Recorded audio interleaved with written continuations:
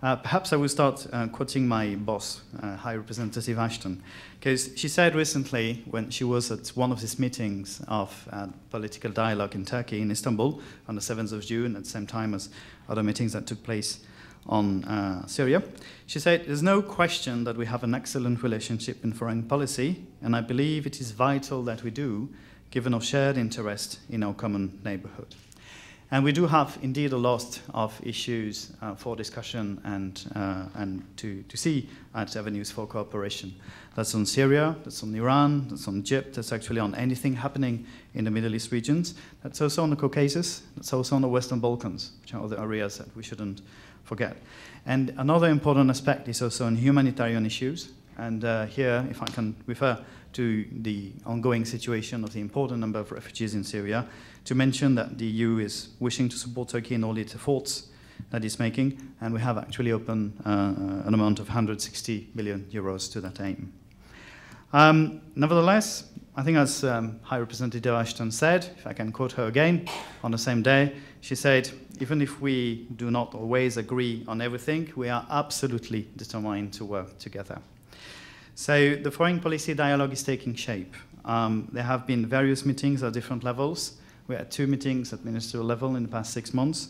We have also a series of meetings of political directors. It's not necessarily something new because it used to exist before the Lisbon Treaty, but not with the same intensity.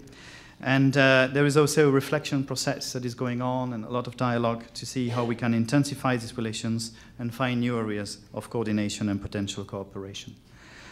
We are both active, as I mentioned, in North Africa. We are in agreement there, in particular, on the need to see more progress for civil society. We share some concerns, for example, in Egypt, for NGOs, for the position of women. We share some concerns for economic development in the region and on the importance to deliver jobs to people. We are also obviously working together on Syria. So I want to underline there also that besides the sort of a call of necessity that came from recent events in the region, the institutional changes that were brought by the Lisbon Treaty on the EU side have been a key element. And Cathy Ashton has notably put in place, inside now the newly created External Action Service, a specific Turkey team which is responsible for managing the relationship with Turkey as regards foreign and security policy and our political dialogue. And this team is working, of course, in close coordination with all the other departments of the External Action Service, but also with the European Commission. The European Commission remaining in charge of the accession negotiations per se and being also in the leadership for the positive agenda. So, as a conclusion, and hoping I'm keeping within the ticking clock, I think we can say that the European Union and Turkey have much to gain from addressing the common challenges in the neighborhood together, especially in the context of all the deep changes that we have witnessed in our joint neighborhood. And probably we can say that getting closer can only improve our joint work. And I'm not sure how each of you will assess on the metal range, because you mentioned, Madam Chairperson, the golden relation between the US and Turkey. So I'm not sure where on the metal range we will stand. I will leave that to you. Perhaps it's a question actually for discussion later. Thank you very much.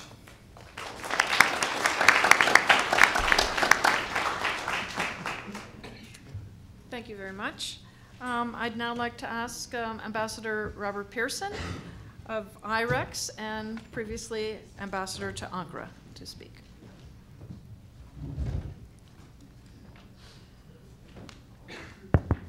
Sharon, thank you very much for moderating our panel. I'm very grateful to the Middle East Institute, to the Institute for Turkish Studies, with whom I had an excellent relationship, and my fellow panelists, including my colleague, Foreign Minister Yakış, who was the Foreign Minister in Turkey when I had the honor of being the American ambassador there. So happy to appear here today. I have the impression that there are only 2 really perilous moments in Turkish-American relations, and that is when everyone thinks that nothing is going right and there's nothing that can be done about it, and when everyone thinks that everything's going just great and there's no need to do anything about it. So maybe today we can talk about some of the nuances of those kinds of issues. I think if I look at the macro trends over the last decade among these 3 actors, here are the interesting observations that at least occur to me. Despite a sharp downturn in relations during the Iraq War and lingering concerns after the war, the U.S. has reached out to Turkey more affirmatively and enjoyed greater success. I appreciate very much my colleague's explanation of the excellent process in which the EU and Turkey are engaged, but I do feel that perhaps France and Germany together have given the impression that the European Union doesn't really want Turkey, and that this may confirm a Turkish conclusion that it's better off without the European Union for some time to come. Hope it's not true, but I think it is an observation. Thirdly, the U.S., once again, as it did during the Cold War period, seems to feel more comfortable dealing with Turkey on questions of regional security than on economic, political, or human rights issues.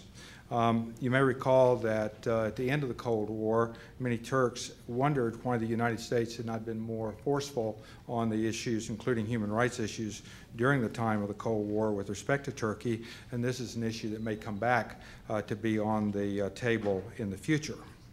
Fourthly, Turkey's foreign policy has grown more sophisticated. It's demonstrated more flexibility as Turkey balances its regional and global relationships.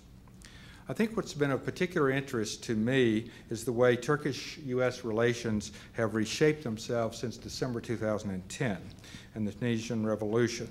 At the beginning, as you may recall, Turkey and the U.S. seemed to be far apart. As the revolutions progressed, Turkey and the U.S. found themselves drawing closer together. NATO was, in the end, decisive in Libya.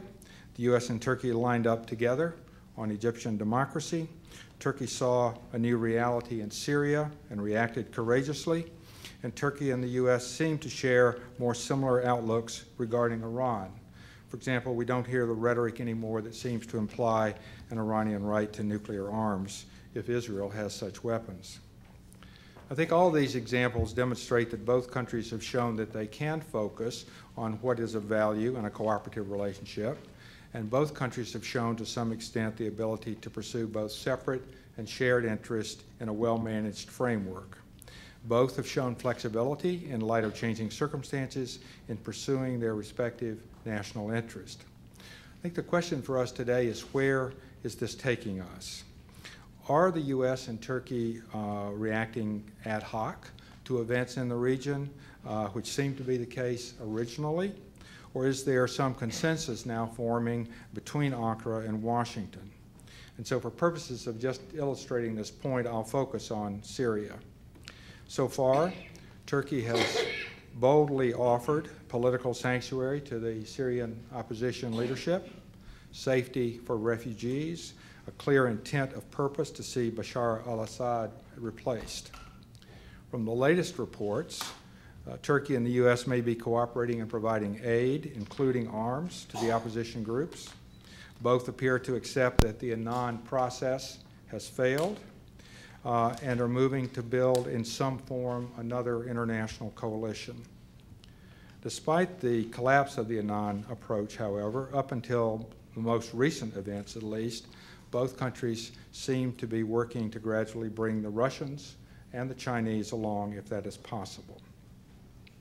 But it's clear that there's some missing gaps.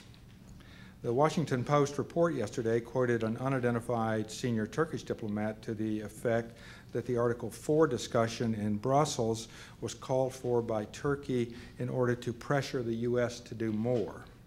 Since Turkey says its aim only is to tighten sanctions in Syria, or on Syria, and NATO's Secretary General has repeatedly stated that NATO has no plans to intervene in Syria, it is not clear just what it was that Turkey wanted the U.S. to do.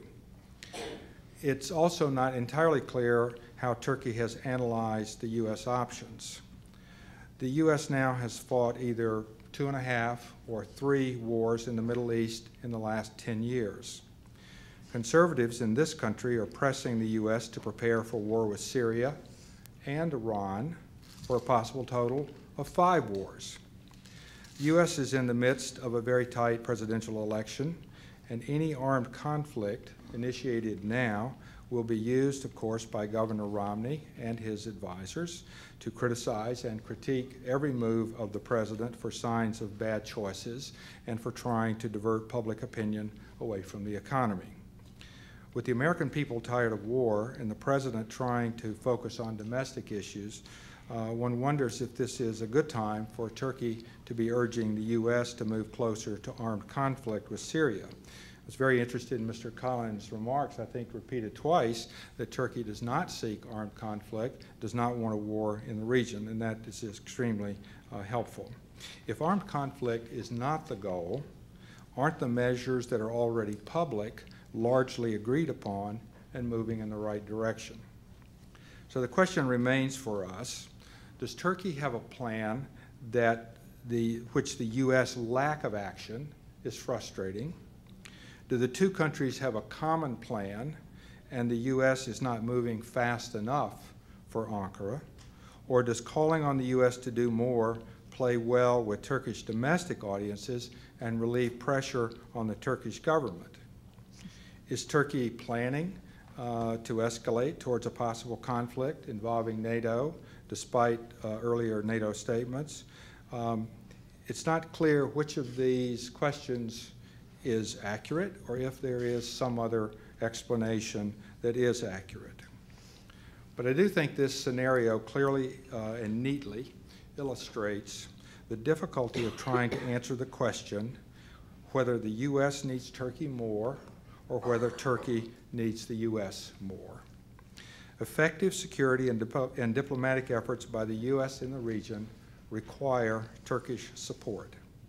Effective Turkish approaches to gradually stabilizing the region while allowing democracy to advance require active U.S. cooperation. Whatever the plan, it ought not to be based on anyone's analysis about who needs whom more or who has more leverage over whom in managing a crisis. Interestingly, the current U.S. and Turkey talks do open the door for the closest military-to-military cooperation between the two countries in the last decade. While cooperation has gradually increased, there are still lingering tensions and resentments from the Iraq War on the American military side, and perhaps on Turkey's, that still need to be addressed. The reconciliation of the leadership of these two militaries would itself be a very positive step in stabilizing the region for long-term democratic progress. As you know, reconciliation is not often an announced goal between sides with strongly held views. I will note, however, that there are developments now that might be worth considering. First, it seems clear that without a regime change, Iran will be a strategic competitor. Turkey's creative efforts to bring Tehran along have certainly done no harm, but Turkey alone is unlikely to bring Iran around. Secondly, the military counter-revolution in Egypt last week, executed through dictated constitutional changes, might remind many Turks of their own experience with military and political competition that can last for decades. Thirdly, it is impossible to predict, short-term or long-term, how the revolutions will evolve now in Tunisia, in Libya, and in Egypt. The ultimate outcomes also in Syria, Yemen, and Bahrain will have an influence. And somewhere along the line, the pressure for greater democracy and the future of the monarchies in the region also will meet. Turkey's role in managing this process, already apparent, will likely grow over the coming years and decades. And in that long run, having a lasting difference with Israel will weaken both countries' plans for the region and will be a strategic distraction. There's no doubt that Israel should find the foresight and high-mindedness to apologize to Turkey for the Mavi Marmara incident and pay due compensation. For the two countries to remain at loggerheads is an encouragement for Syria and, more importantly, for Iran.